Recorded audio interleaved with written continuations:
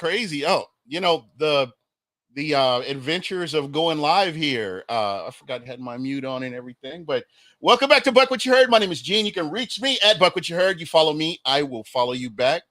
And I am joined by a very special guest, Mis Phins, a content creator for the Miami Dolphins. How you doing today? Oh, now you did it too. You got to unmute your mic. Mic check 1 2 1 2. Hello, hello, McFly. Can you hear me? Hello there. Good afternoon, good evening, everybody. I am Mis Phins. Thank you so much for joining me tonight with Mr. Gene over here from Buck What You Heard. Yes, I am a Dolphins content creator. I do my show live Monday to Friday, 8 a.m. Eastern. So go check me out. I'm on Twitter, Twitch, YouTube. I have my own show, and you guys can get all your Dolphins content, AFC East content as well. Over here with Mis Phins. All right, I'm glad to hear that. So tonight we were brought together because we had joint practices with the Buccaneers and the Miami Dolphins, and we do have a game coming up tomorrow. And I just kind of wanted to get your thoughts on it. And you know what? Just tell everybody a little bit about you, and we'll start there. Sure. As far as for me, because I know your fans would like to know, I actually, the reason why, and I know we were talking backstage, the reason why I became a Dolphins fan, one of the reasons, is because of the Ace Ventura movie. As a kid, when I got to see it, I fell in love with the colors. I didn't really know much about the football, but I just loved that it was a dolphin. I loved the colors. I loved the movie. And Dan Marino. So that's definitely what got me super excited. Actually, I got my mini Marino. He signed it himself. And my little Marino on here as well that he signed. So I got to meet him for the first time this past year, and I'm like super stoked. But yeah, diehard Dolphins fan, love it, super fan. I'm there every home game.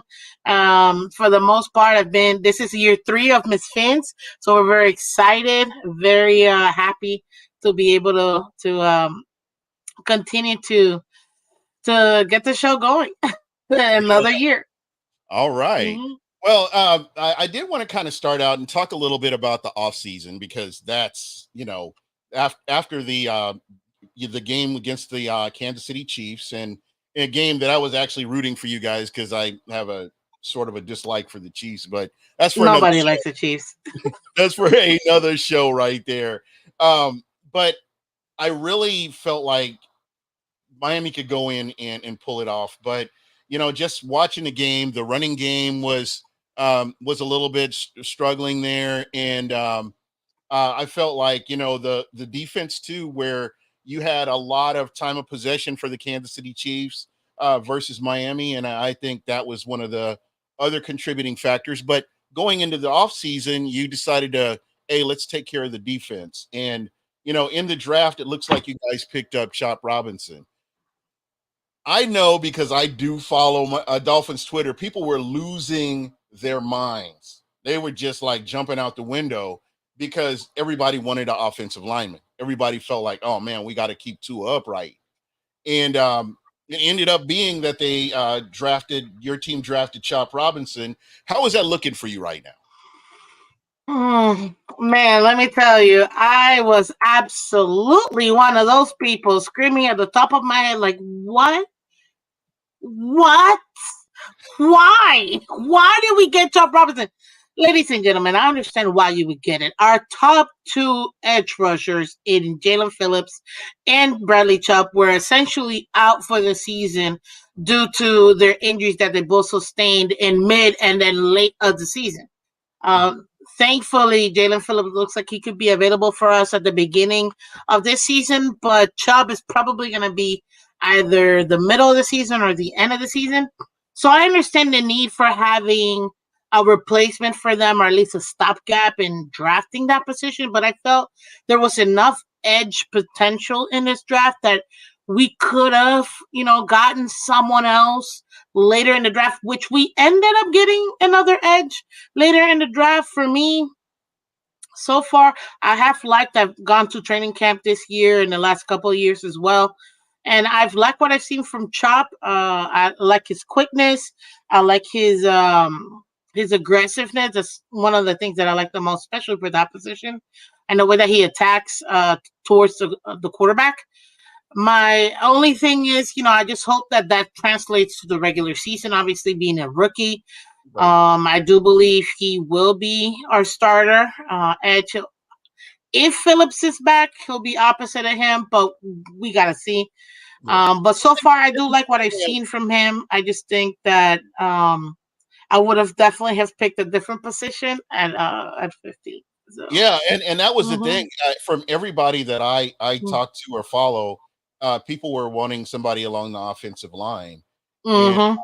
and again, from what you've seen from him in preseason, uh, are you feeling a little bit better about the pick now that you're getting? And I know you can't read a whole lot into preseason because it is what it is. It's not live bullets, nothing Yeah, really. backups. Yeah. So, just from what you've seen from him so far. So far, for what I see from Chop, I'm glad to see what I'm seeing so far. I'm not as nervous as I was at the beginning, or at least after drafting him. So I'm looking forward to his effectiveness in the games coming up, especially since we have in my opinion, two very important games in week 1 and week 2, being both that they're not just conference games. One of them is a conference and a divisional game. So for me, we're really going to need him a lot to go after the quarterback. So, but for now, I like his progression and his development. But again, I'm of the thought we got to see in week 1 and see how that stacks up against, the ones versus like the 2s or 3s. And I just want to just stick here a little bit more, well, for a little bit longer on the Mhm. draft. Was there anybody that you've seen that the Dolphins have drafted that you're happy with? Oh my goodness. It's funny. I was watching, I think this was the second or third night, and I was watching it with my mom. And I said, Ma, oh my gosh, Ma, I got so excited at round 6 when we picked up Malik Washington. I was so excited. I couldn't, between him and Jalen Wright, those two positions. Jalen Wright, the running back, for me, the way I saw him as a future replacement for Raheem. Mhm. And to me, I am loving what I'm seeing from Jalen Wright this preseason during training camp. Oh my gosh. And he's not only good at seeing the different gaps and actually piling through those gaps, but also is so good, at least from what I've seen, at catching the ball too, which is Yeah, something that Raheem was able to go ahead and do for us too. He got 21 rushing touchdowns, but he also had an extra 3 that were receiving touchdowns. So for me, I saw Jalen Wright, that round 4, absolutely my favorite pick. My second favorite pick, Malik Washington, the wide receiver, because I thought Malik is what I believe Waddle's replacement will be, because Waddle will take over Tyreek's role as the number 1 wide receiver, in my opinion, I for the like. future. So, just on that, talking about that running back room, how comfortable are you with the running back room now, as opposed to like what you saw in the playoffs? Or am I missing something? As far as the running game compared to what they've done now. Well, so last year we had Raheem as our number 1, Jeff Wilson Jr. as our number 2, A Chain. He came in obviously as a rookie. He was number 3, and we had Savon Ahmed as well, who we just released as well. And I actually felt that our running back room was really good last year, being led by Raheem. And for me, seeing the way that the running room was effective is one thing that Mike McDaniel said he wanted to do year 2. Because I don't know if you know this, but he was the running back coordinator over there, the 49ers, before we got him. He called those particular plays and set up that game plan for the running backs. So, but we didn't see that year 1. Year 2, he made it a point to implement the running game. And I felt personally that it was definitely implemented. I love to see the way that we utilize Raheem. So that way, when Waddle and Tyreek kind of spaced out the field, Raheem was able to go ahead and really just get those chunk yardage that we needed to get the first round. So this year, having Raheem back, he's our number one running back. Devon Achin, in my opinion, he has moved up to that second role. We got Jalen Wright that I just mentioned. For me, he's our third running back with the way that he's been playing and the way we've seen him in training camp. I'm very excited to see what he's going to be doing. And then to cap it off, I still like the veteran leadership from Jeff Wilson Jr. I love my running back room. I'm very excited about my running back room. And if one of them goes down, I feel like we have the right guy to be able to still produce on the Oh, ground for us. all right. That's what I'm talking about. What And about you guys? um, We gotta inform your fans too. yeah, of course, of course. And it's something we kind of been talking about is basically like we do have Rashad White. Rashad White is the number one running back. Um, the second running back, I guess, would be Bucky Irving would be coming in. Would be number two, and there have been some other running. There's some battles going on in preseason to see who gets that third running back position. So it's going to be interesting. I think this is going to be a really good game because you'll get to see some of the starters. You'll get some people sprinkled in trying to make the team, and at that point we'll kind of get a better idea. I always say the roster's fluid because you never Mm-hmm. know at the end what it's going to look like. So again, I think the Bucs are in a good position. They did lose. We did lose an edge rusher who ended up actually going to Miami, and then he ended up Shaq Barrett ended up retiring. Um, Yeah, I saw that one of your fans here, Richard Teraoka. yeah, yeah, He said, how did it feel to have him? And then, I was excited when we got Shaq Barrett, man. I love his veteran leadership. I love the way his play style. So to see him retire, I really do believe that it was his body that retired. I think that he felt like, I wanted to retire, but I feel like I could still get it. But then there does come to a point that Father Time is still undefeated, yeah. and his body just And gave up I on think him. and I think you got to factor in his daughter. He losing his daughter to. I think that could have actually had a part in it as well. I'm Hmm. I'm sorry you guys didn't really get to see him play, but I was excited when he came from Denver to Tampa and what he did with this team.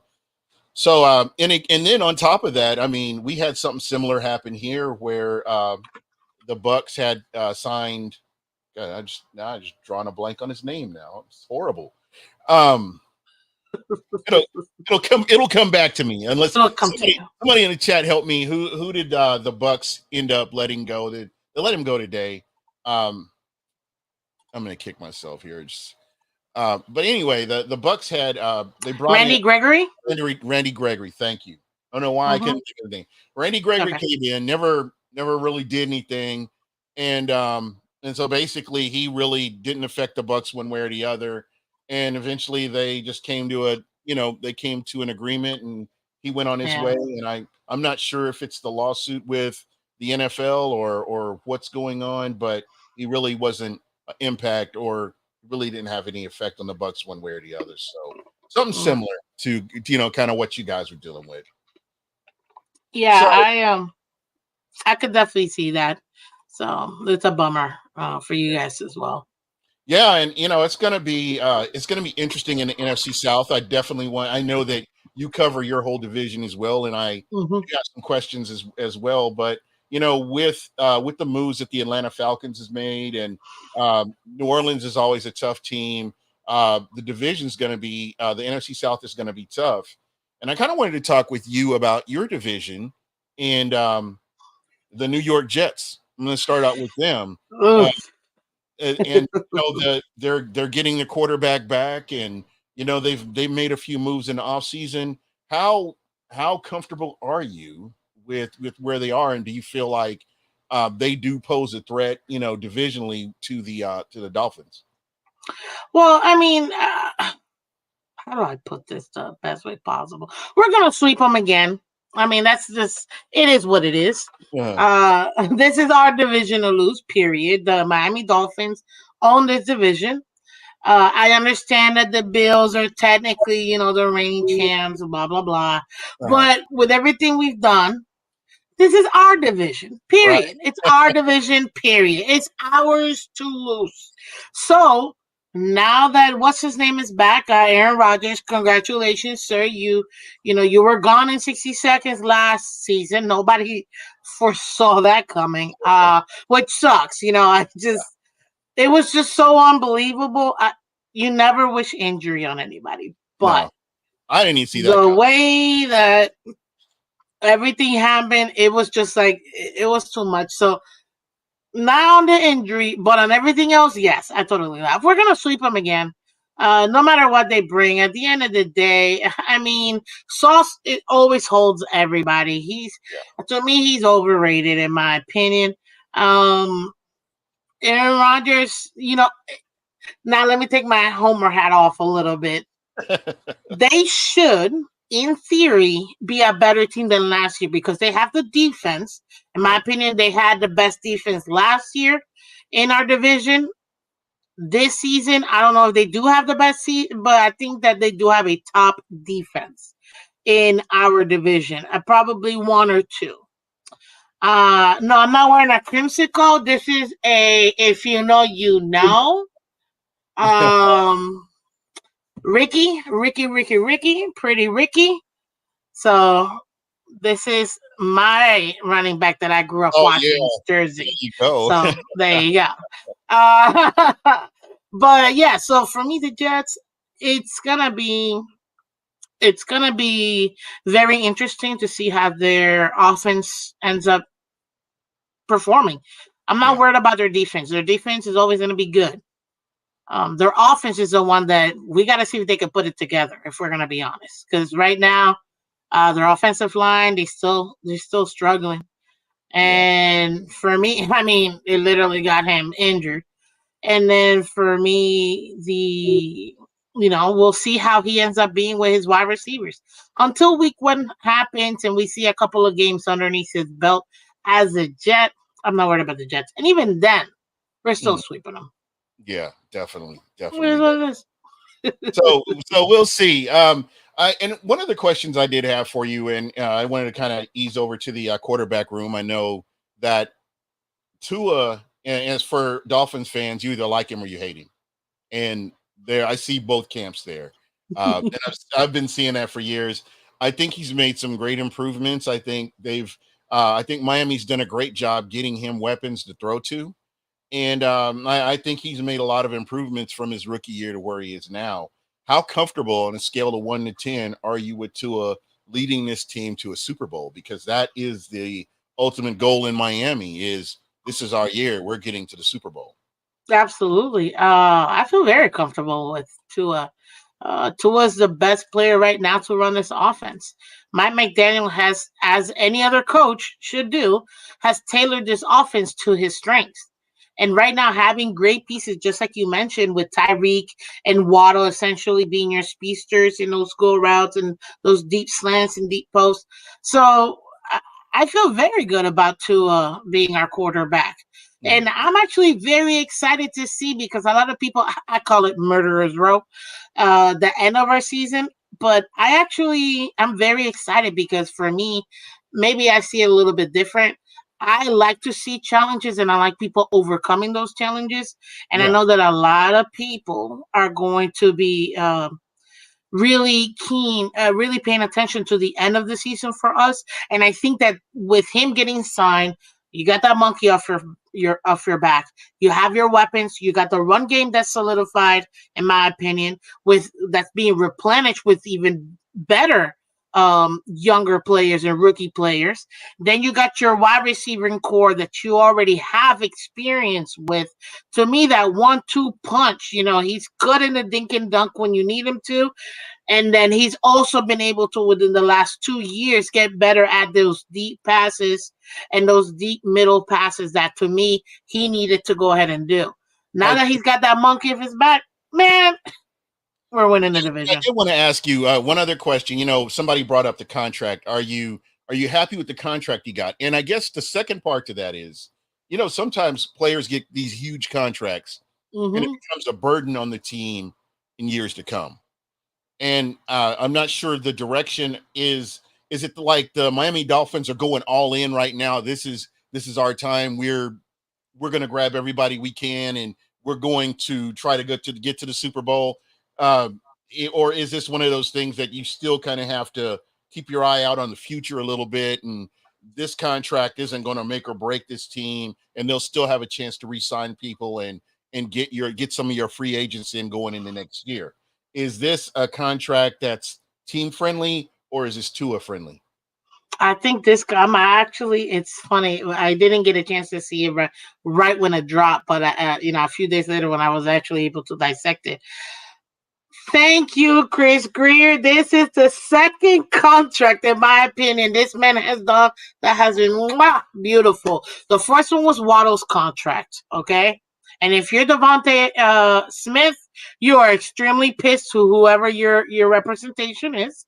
I'm Yeah, gonna leave it like that.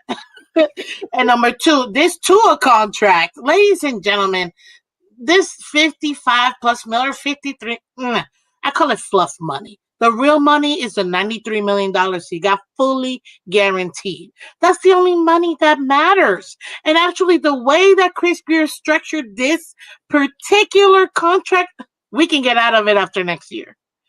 So if we needed to, yeah, we'll eat some dead cap. That's fine. We can that's get fair. out of it after next year. It don't matter. We'll eat it. Draft a rookie quarterback, and guess what? It'll still be kind of comparable to what you would pay, and it'll still be cheaper than what the market will be in the future years. I absolutely love this contract. If you know about contracts, you'll understand exactly what I'm saying. Yeah, The fluff, that don't mean nothing because a lot of people say, yeah, but he's got $160 million guaranteed. Mm-mm. 93 is fully guaranteed. That's his check. The rest is what he has to do and accomplish to mhm, actually get to the 167. So if he doesn't meet those requirements, like making the team in the next year, making the roster the year after that, there's certain things that he has to complete and certain bonuses that he will get that will get those guarantees up to 167. If he doesn't meet it, deuces, and it only costs us $93. I mean, 93 million. I'm loving it. It's a yeah. win-win for him and his family and for the organization. And that's I the love most it. important thing. That's kind of like the Hmm. contract with Baker Mayfield in Tampa. It was team friendly and Baker friendly as well. So that worked out. Just it's just so funny the parallels that you see between the two teams. And Which is funny because I was gonna say when I saw Baker's contract, I'm like, the Buccaneers are extremely smart. I'm a Florida girl, yeah, so Dolphins number one will always be number one, then Bucs, then Jaguars. I will always root for the state of Florida before I root for any other state. But you guys, when you got Mayfield, first of all, I think you got him on the cheap, on yeah. the super low. Oh yeah, And it was kind of a prove it deal, and I can tell you last year mm, I was indifferent because I was like, Tom Brady just left, and then you're bringing in Baker Mayfield, and all this stuff has been going on, and if you don't follow like Cleveland or you don't follow Carolina or you don't follow LA, you're not really getting a good idea of what's going on. And I can be honest, I was just indifferent. I didn't know what to expect from him and just a lot of things that he does that you just don't realize. Very few quarterbacks in the NFL can read defenses, and he's one of those quarterbacks that can actually size up a defense and have an idea what to do. So I think we're very fortunate. The Bucs are very fortunate having him, Mike Evans, Chris Godwin, and some of these other players that are supporting cast. And I'm real mhm. happy with where the Bucs are. And kind of Don't get. forget Worth. Oh, That's arguably probably your best player, period. Like, he's your anchor to your own line. Like, oh yeah, I love Tristan Wirfs. But I like the defense. I like Kalijah Cansey. I like Vita Vea, Antoine Winfield Jr. There are players that are on this team that I really like. Jordan Whitehead, who we got back from New York, started out in Tampa, went to New York, and now he's back doing his thing. So that's definitely mm-hmm. gonna hurt New York a little bit on that end. So Which is funny because I was so mad at Tampa, man, because it's between you guys and the Saints. Every time we're about to pick a boom, here comes the Bucs, here comes the Saints, man. And but what when you guys, did the Saints get that you guys wanted though? oh no, not this year, not this year. This year was you guys. This year was Graham Barton, man. Yeah. That's Oh, who I wanted to pick at 15. I wanted to get my center, who if to solidify and kind of anchor that O line. That's who I wanted. I wanted, and then we can get somebody else in the other one, but that's the thing, and, maybe and that. that helps your running game. That keeps your quarterback upright. Mm-hmm. Gives him a little bit more time, depending on what kind of offense you're running. So that would have worked out. Graham Barton, and just watching him in preseason. I mean, Jason Light, our general manager, he's been lights out. I would say for the past since 2020, he's really been lights out. But before that, he was learning his way, getting experience to where he is right now. He's an elite general manager. I would have to put him like top one or two general managers in the NFL right now, just based on the contracts he signs, based on the free agents he's brought in. And, he doesn't hit on everything, but he's really built a foundation for this team to go forward. Yeah, for me, I think that so far from what I'm seeing from Greer is we are giving ourselves this 2-year window. Mhm. This year for sure. And next year, we're putting it all in, trying to bring in the pieces and the depth pieces to be able to go ahead and make that push for the Super Bowl. And I still think that right now it's going to run through the Chiefs. Obviously, they're reigning champs. But I do believe that they got a kink in their armor, even though as silly as that may sound, because they still won it last year. But I think that this year, teams can still get after the So let, Chiefs let me ask and let, make it happen. let me ask you this. So when Mm-hmm. you look at how the Chiefs played in that playoff game, when you look at the moves they made in the offseason, that's the team that's standing in the way of you guys getting to the Super Bowl. For Is everybody. how comfortable are you when you look at the whole AFC top to bottom?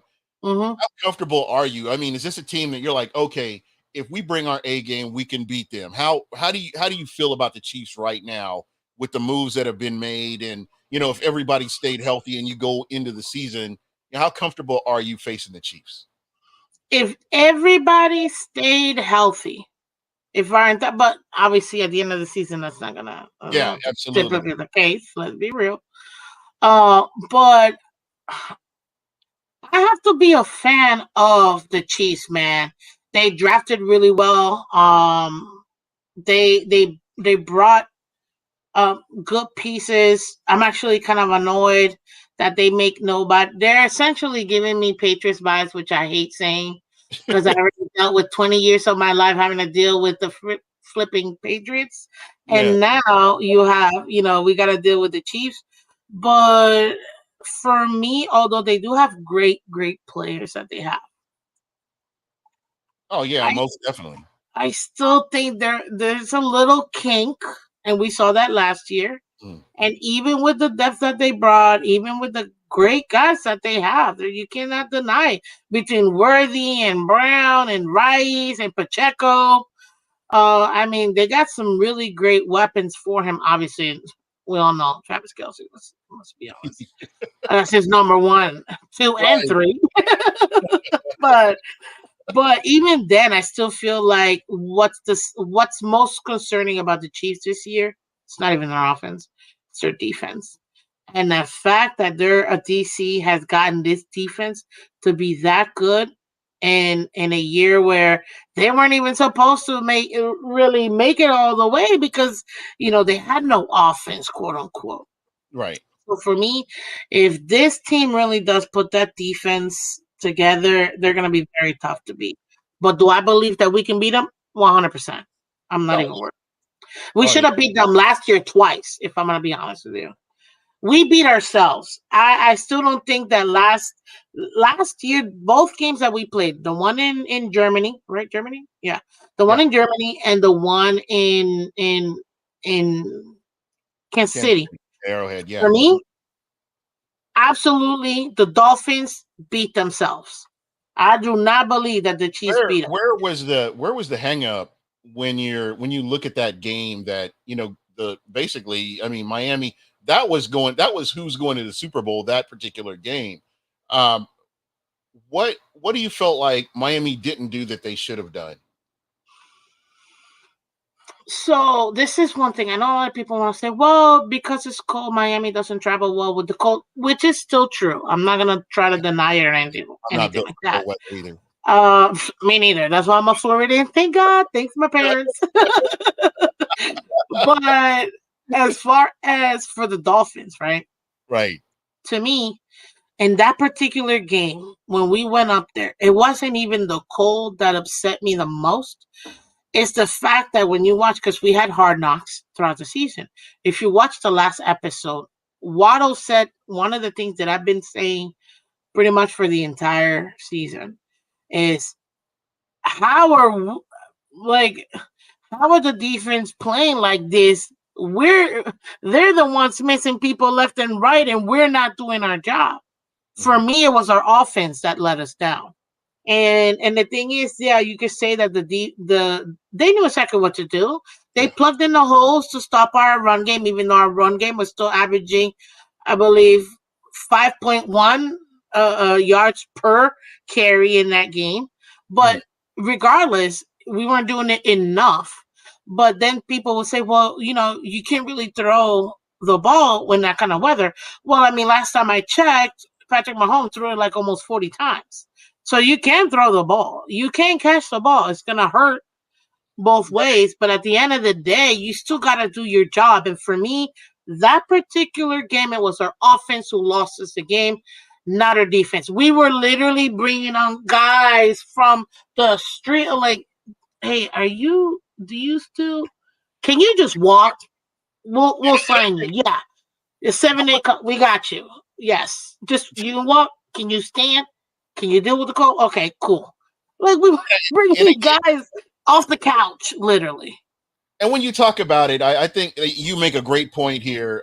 When you look at time of possession, Kansas City, I think, was at 34 minutes and 5 seconds, whereas Miami was 25:55. And to me, that's huge. Ridiculous. You can't. Patrick Mahomes can't have that much time to do anything. 13 Period. seconds. Yeah, Ask the Bills. yeah.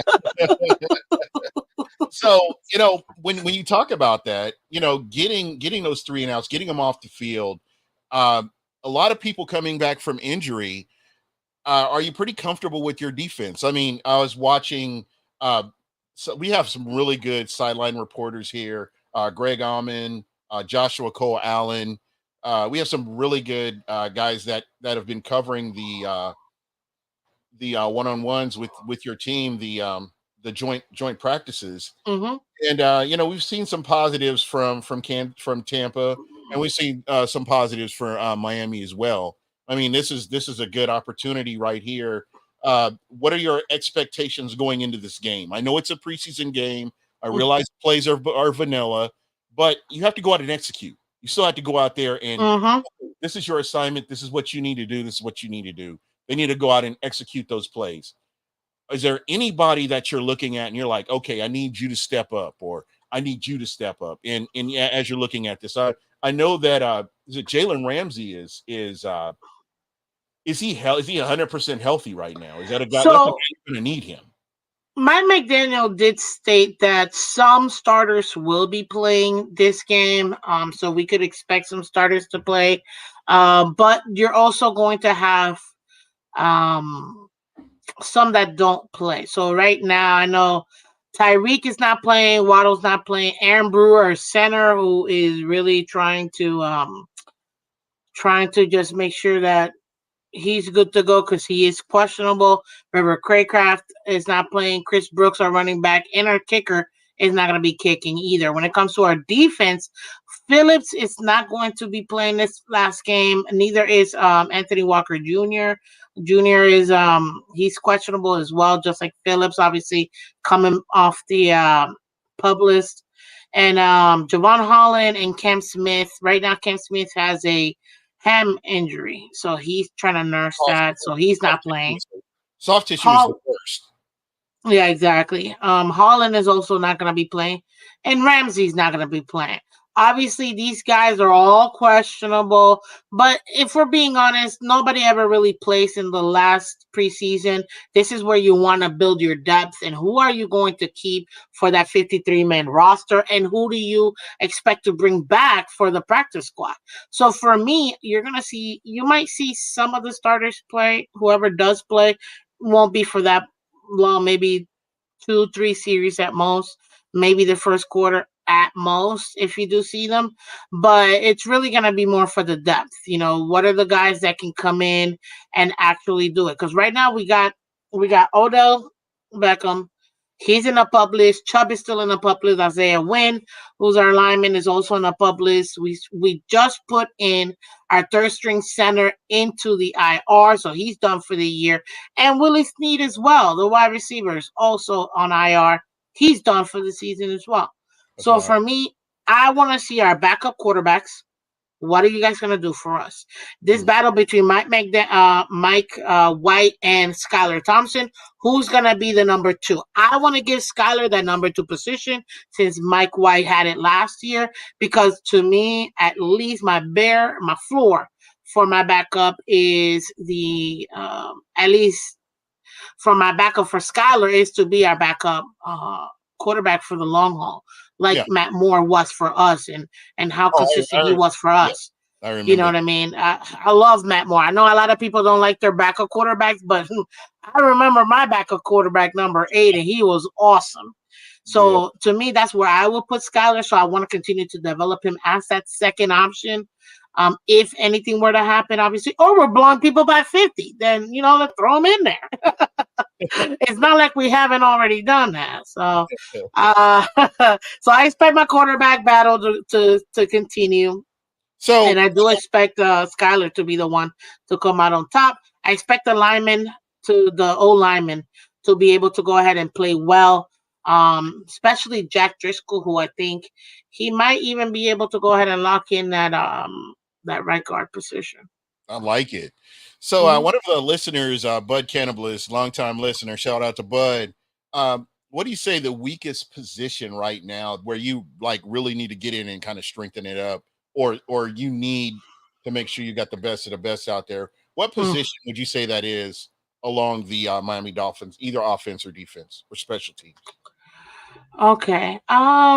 Weakest position. So, oh God, this one's kind of tough. I actually feel that we're pretty good in our offense. I would say, I'll put it to you this way. I think our O-line was probably the one that makes me a little bit nervous. One good thing that we do have is our O-line's coach, who, and now his name eludes me, but I trust my O-line coach because he was able to take backups and really have them playing at a higher level than their skill set. Right. So I expect him to do the same and to be able to find that combination. I mean, I don't know if you know this, but the Jets and us had the most O-line combinations than any other team in the league. So I expect what the next man up, O-line, I expect him to put those people in the best position forward.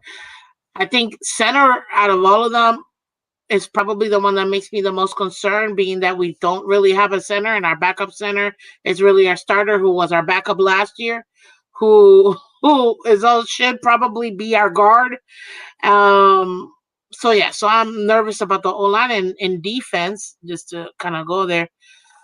more than anything else would have to be the safety position because I feel like it's more.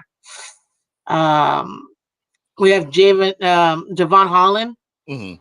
and So, who so, I so know when we you got Poyer, but Poyer, you don't really know what you're gonna get from him. I know we got Marcus May, we got Elijah Campbell that we brought back, but really, I would say the safety position is probably the one that I would be more concerned in So when defense. and so as you're looking at this team, like wide receiver, running back, then you talk about your offensive line. If somebody that's a starter, if they go out, is there a steep drop off to the replacement? That's kind of In the which position? in any of the positions? Do you see, when you're looking along the Miami Dolphins, is there that one guy that's a starter and the guy there's such a steep drop off to the next guy that could present a problem if he has to go in? Do you run in? I mean, is there a position that you think of when you're looking at it that you could run into that? I'm gonna have to go with the safety position. I'm gonna go with the safety position in that one in defense. I feel like Javon Holland. After him, I still think there's a drop off with the guy behind him. We got Elijah Campbell right now set as his backup, but for me, I think it's gonna be a deep drop off if we don't really have at least somebody else that can be that depth piece for us. Now I know we have Nick Needham who can play both corner and nickelback, so he can kind of work out and help us out with that one. But I would say that's the main one when it comes to drop off like that for me. But outside Yeah, of everybody, you're pretty comfortable with everything else that you're looking with at. everything else, yeah. Well, if we gotta get technical with the offense, this oh god, the center position. It's period. It's a center position. So It's what is it you're not comfortable with your center, or is there anybody that they've brought in that could potentially be an upgrade over last year? yeah, Aaron Brewer who got injured. That's my problem. The guy that we brought in, give him a 2-year contract. Is the guy that got injured. So, and then we got Isaiah Wynn, who's also, like I said, he's also um still in the public. So, unfortunately, right now I got my left guard and my center who is not solidified, and in my own line, which we need for the run game and for the pass game. Now, I will say this: Jack Driscoll has been playing really well, at least in the in training camp and in the preseason. So I'm gonna see if he's able to go ahead and be our starting right guard, which will be great because then we'll have Austin Jackson in the right. Uh, we'll have him at right guard. Teron on the opposite side as our left tackle. We'll have Robert Jones, who's gonna be in for Win for now until Win comes back, and then the center is gonna end up being Liam Mecklenburg, who was already our backup from last year. So So he's got that's it. experience. He's got experience with that position. Yes, he does have experience. Yes. All right. Well, Mm-hmm. so we've kind of talked about off-season moves, and I just kind of want to talk about coaching strategies. I mean, like with Tampa, Tampa has gone through quite the coaching carousel up until going to the Super Bowl, and Bruce Arians comes in, and it helps this team win a Super Bowl, and the team is replaced, or the head coaching position is replaced by somebody that your division is familiar with, Todd Bowles. Mm-hmm.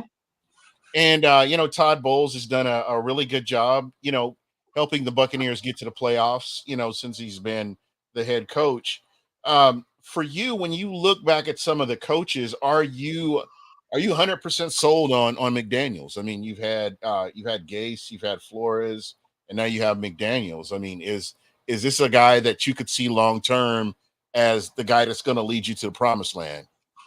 Well, as a Dolphin fan, maybe I might be a little too old school for some people because for me, I'm tired of this carousel. Every 3 years, every 2 to 3 years, we get a new coach. No, at this point, I'm like, just give him a 10-year contract and let's see what he can do.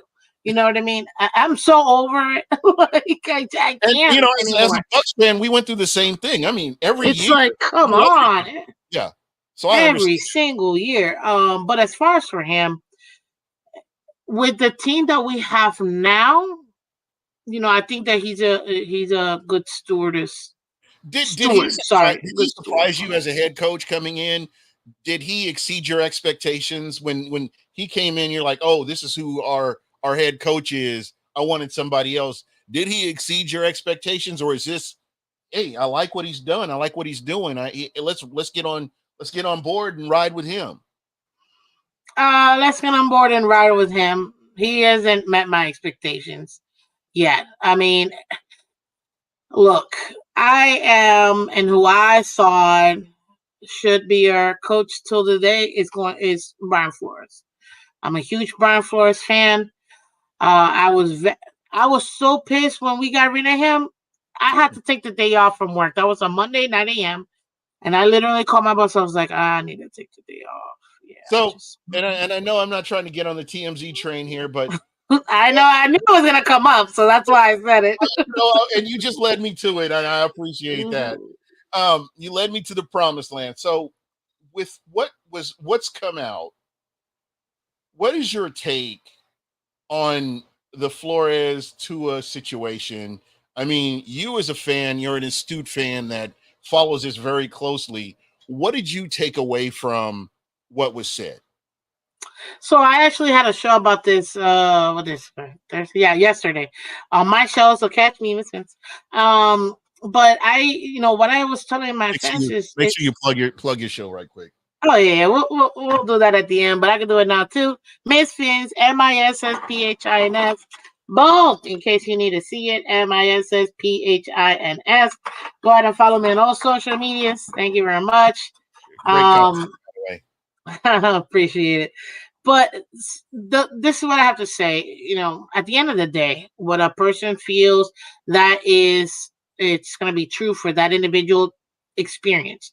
So I'm not going to discredit Tua's experience. If that's what he felt at the time that he, was going through it, then that's 100% valid. And I think that Flores was the right coach at the wrong time, in my opinion. Because of the way that he wasn't the type he didn't compromise his values or morals to try to tank or even to try to go on a boat or whatever.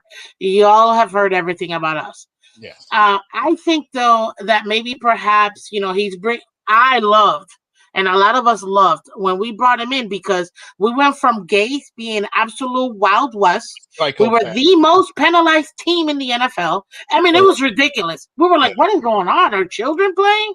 Is there anybody in that front office? Like, who do we have here?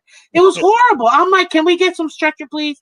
And when we hired him, we were all like, oh, finally, we're going to get the Patriots way, even though I hate the Patriots. But the most that I wanted was to have a structure in our team, which is what he gave us for those 3 years. Tore it down and then built it back up piece by piece. The first coach that we had given a 5-year contract. And obviously, you tear it down that first year. You build what you know, which is your defense. And the last part, defense, special teams. The last part is that offense to put those puppies together and get that Super Bowl. Unfortunately, that got cut short. So we won't be able to see that. Most people don't even know this. I don't know if your fans know this. We wanted Mike McDaniel as our OC, but the 49ers said no. So we were supposed to have him as our OC. That's the reason why he was even considered for a head coaching job, because we were already looking to bring him in as our OC. So a lot of people don't. I didn't even know that. That's exactly, yeah. We were. Mike McDaniel specifically wanted him for his offense. So that's So I'll leave that there for your fans. Now, as far as with the relationship with Tua, it wasn't always bad. It's just that the type of coach that he wasn't received with the way of the type of player that Tua is. That's all it was, and they just didn't match with each other. I do not believe in disrespect, and I wasn't there. Nobody was there. We cannot say for sure. Again, everybody has their own experience. What I want is for both sides to just grow from this and move forward, and let's just progress in their own right. And that's it. Just keep it moving. Now that Tua got paid, I feel like this is his last life. Let me vent it out, get it out there, and Yeah. plus Dan Levitard or what is it? Levitard show. The Yeah. Levitard show knew exactly what he was doing for clicks. Fine, you got your clicks. Everybody's talking about it. So for me, get it out, overcome this, and then let's just move forward. That's all I want. Exactly. That's it. That's the only thing that I have to say when it comes to that. And a lot of people don't know this too, and I have to say it. Although there were some players, obviously, that didn't like the Flores way, if you will, because he was he had high expectations for his team because we're trying to win a Super Bowl. Guess what? There are a lot of players that did, and a lot of players that till this day say, "I am not the man that I am. I'm not the player that I am if it wasn't for Coach Flores to get me here." So You saw that. You saw, and what's crazy, you saw that a lot. I mean, there were guys that glowing responses about Flores. Hey, this is my guy right here. I would, I'd run through a wall for this guy. And literally, again, because we weren't there, I tend to stay away from all that speculation and stuff. But I know that's a big topic right now in Miami, and I just kind of yeah. get your thoughts on it before we kind of move on. No, I appreciate it. And I knew it was going to come up because, again, that's what's hot right now. But again, I just want both parties just to move forward. Let's get this off our back. I don't know if you're going to go into like the Super Bowl odds or what we expect, but, I hope that this is something that frees both parties. Yeah. And we could just move forward, and that's it. And I like to do this before the season starts, before we get all of our starters announced, and we know in concrete this is who we have and who we're riding with. What are your playoff predictions? Playoff predictions. Okay. Well, schedule prediction, because I have my fans know. So I have my super fan, my realistic me, and the super realistic me, and they don't really like that one. Because it's like, I'm like, what's the worst case scenario? We're going 7 and whatever, 11, or 7 and 10, or 8 and 9. I think that was my worst case scenario. But to me, with the way that this team is, I understand what other teams in our conference have done. I highly believe, and I know nobody's going to give us credit or shine on us, and I don't care. Please don't talk about us. We'll show you. Yeah. But I fully believe that this team right here, my high from what I had when I did it was 13 and 4. My realistic, probably again 11 and 6. And then, like I told you, like the worst case scenario would probably be like 8 and 9. I'm looking at your schedule, and I really believe that you could achieve with everybody staying healthy. And you got people that are injured that come in, and you can get them in the rotation. I can easily see 11 wins just looking at the schedule here. Yeah, I mean, we have the Jags. To me, that's a W. We have the Bills, if you don't mind me running through it real quick. Oh, yeah, I'm looking. Yeah, we got the Bills, so week 2 at home, both teams at home. So we get knocked that out of the way. And I do believe that being at home in a short week, this is going to benefit Miami, period. Because the Bills don't have an easy game either, their first game either. So those two I see as wins. We can go, we get that second win. We're 2-0. We're Gucci. We go to the Seahawks, although Geno Smith is doing well, and their defense is actually kind of comparable. We're a better team, in my opinion. That's 3-0. Titans, only because they don't have Mike Vrabel, which to me was the dumbest move they could have done. Yeah, that was horrible. Because they don't have Mike Vrabel, and I do believe he's the reason why we never beat him in the last 4 years. We're beating the Titans. That's 4-0. Patriots win. I'm not even going to stop nobody. We got the bye week. We're 5-0. Coming off the bye week. I know Anthony Richardson, he's coming back. He's looking really good. I do expect him and Jonathan Taylor. You don't know what you have with Anthony Richardson, though. Exactly. He's not proving yet. He unfortunately got injured. Yeah. So I do think they have a decent team, but they're in the come-ups. They're going to be at the bottom of the league, in my opinion. So that's another win. Now we're 6-0. Cardinals, I don't believe in Murray. 7-0. Then this is going to be it. Walking into week 9 versus the Bills. away. Because this is an early game, I actually give us this game. I truly do believe, although it's going to be very difficult, because it is earlier in the season and we're not in that tundra, if you will. I do believe that Bills have been depleted. Although they've gotten they've picked up some pieces. They're absolutely depleted in that defense and offense. It's not the same team from years ago. Not even close. It's not even close. So for me, we're 8-0 at this point, and it may seem silly, but I do believe it. You got Puka Nacua. You're traveling to LA. Cooper Kupp, Matthew Stafford, great team. I think it's going to be a shootout. I still give it to the Dolphins.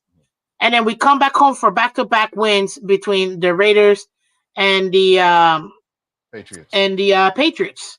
So all the way up to week 12, I do believe we could be 11-0. Like, I'm just, being super homer. But if you take a look at it, both teams being healthy, all teams being healthy, I still believe we're top 3 team. That's the thing. So the one that maybe we might fault on will be week 9. So then that will put us what? 10-1? Yeah. Coming into week 13 to the Packers, Jordan Love, who did great, but they're not proven. They went to the playoffs, but they're not proven. They're not in the same system this year too. They got to still prove themselves. I still think that's a win, in my opinion. And then the Jets at home win. I don't care what nobody tells me. That's a win. I will be honest. Houston away, which sucks because I'm going to be going to that game away. It's my first away game. I'm so excited. We're losing the game. I'm not even. And then we're coming back home to lose to the 49ers. I am not delusional. I still have a head. And then, what is that? Three losses so far. And then you got Cleveland Browns. Unfortunately, they have a great defense. Yeah. But their offense, unfortunately, if Deshaun Watson isn't like a superstar by week 17. Hey, if he's not healthy, you got Jameis Winston as your. Yeah. And guess what? We still beat the Browns last year with Deshaun, I think. So, it's still a dub for me, in my opinion. And then the last one, which is why I say it's 13-4, is us losing over there because it will be flexed, ladies and gentlemen. It'll be flexed to like a Sunday night or Saturday night game, and that's going to be versus the Jets, week 18, and that's what it gets us to 13-4. Right. It took me like 3 minutes, sorry, but I'm just really passionate about it. This is exactly what we wanted, and you know what? I want to round out the show. I know we talked about this a little bit before, and do this thing with our guests. Call it the hot seat. 60 seconds, 60 seconds, and you got 10 questions. And if you get that, I mean, that's great. So I'm failing right now.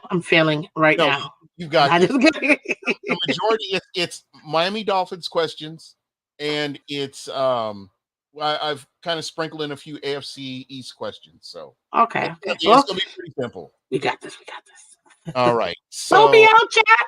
I see you in the building, chat. I need your help. I'm phoning a friend. All right. So as soon as I shoot this up, let me go ahead and ask the first question, and just wait. You said 60 seconds. Let me get ready for this so I can see, my own timer here because I'm like, I definitely cheat. I ain't gonna front. Okay. So we got it. 60 seconds. You let me know after you ask your question. I'm gonna ask the first question, and then we'll go. Okay. All right. Tua Tagovailoa will be a top 10 quarterback this season. Buy or sell? Oh, buy. All right. And the Dolphins defense will rank in the top 5 in the NFL. Buy or sell? Ooh, top 5. Sell.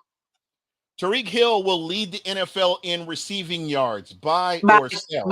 Buy. Just buy. Just keep buying. Buy some more. Miami's defense can carry this team to the playoffs. Contender or pretender?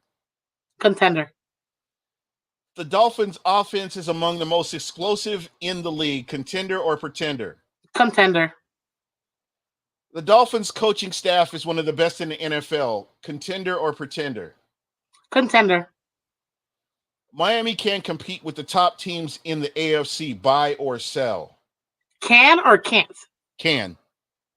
compete with the top teams in the AFC? Yeah. Bye. Last question. Miami's offensive line will significantly improve from last year. Bye. Oh, you just got it. Barely. I'm going to give it to you because I care. I'm going to give it to you. And what I'm going to do is I'm going to get with Smack Apparel. I'm going to get you a Miami Dolphins t-shirt I'll get with you offline and I'll make sure to get that out to you. And we'll just kind of do that. But I want to thank you. Not everybody wins. Not everybody wins when they come on Buck What You Heard. Not everybody wins, but you did. So you represented Miami in a great way. And final thoughts. I want to get your thoughts on the season and tell everybody how they can get a hold of you. And you can shamelessly plug all of your locations and we'll raise up out of here. Well, listen, ladies and gentlemen, first of all, before I do, I just want to say, Gene, thank you so much for having me over here at Book What You Heard. This is a great show, guys. And if you haven't done so already, I need you to do me a favor. I need you to go to Buck What You Heard on YouTube, or, well, it's under your name, Mr. Gene. Thomas, I don't know your last name. Thomas. Gene Thomas. Go there. We're almost at 1,000 subs. Let's get him to 1,000 subs for Buck What You Heard, because awesome channel. I've watched some of your videos too, so definitely great. So let's go ahead and support him as well. As far as for me, my name is Mis Phins. As you can see, Chain Gang, baby, Chain Gang. Let's go.